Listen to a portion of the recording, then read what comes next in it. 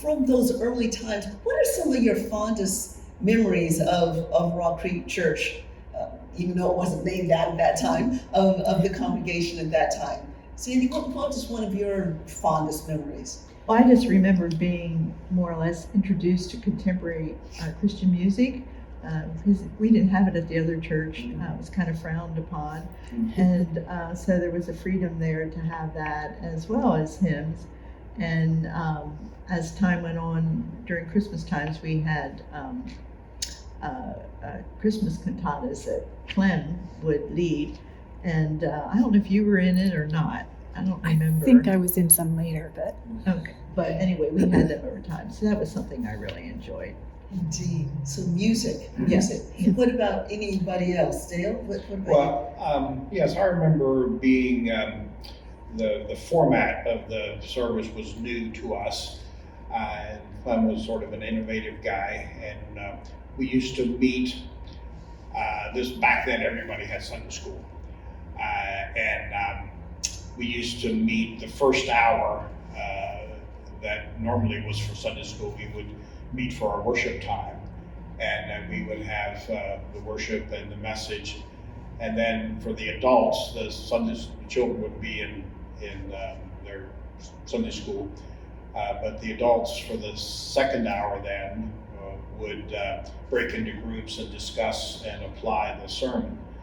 And I just enjoyed the interaction and the participation in kind of understanding the truth of what was being presented. Yeah. So you got the word, and then you got the application, real life, practical aspect of it right there. What about you, Steve? Well, same thing as Dale. I mean, the format was very different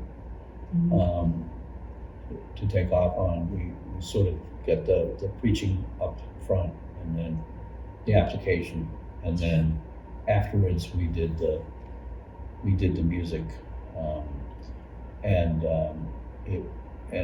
I'd like to add that we were it was interesting to break apart, because we were so economically and racially diverse in that original congregation.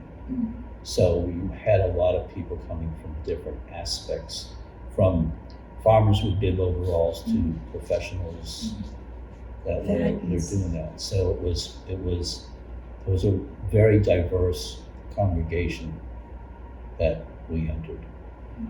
That is really wonderful to hear in terms of the full circle kind of aspects of this local body, and we're going to get back to that a little bit later. But I'm glad that you brought that up at this point.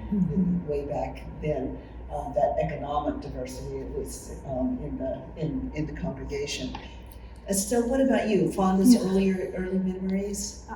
I think that one of the things was the preaching, and I think consistently we've had really good preaching at Rock Creek, whatever it was called. But I agree that having the application piece of it really put the focus not just on accruing biblical knowledge, but applying it to everyday situations in our life, because we were challenged, how are you going to apply this sermon in this week? And that was a hard question to answer a lot of the time, but it was a good question to be thinking about. And it helped me to grow and to apply what I was learning.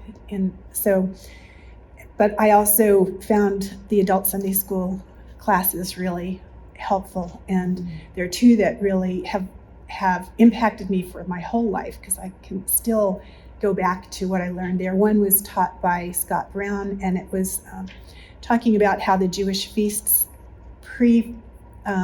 sort of pointed to Christ.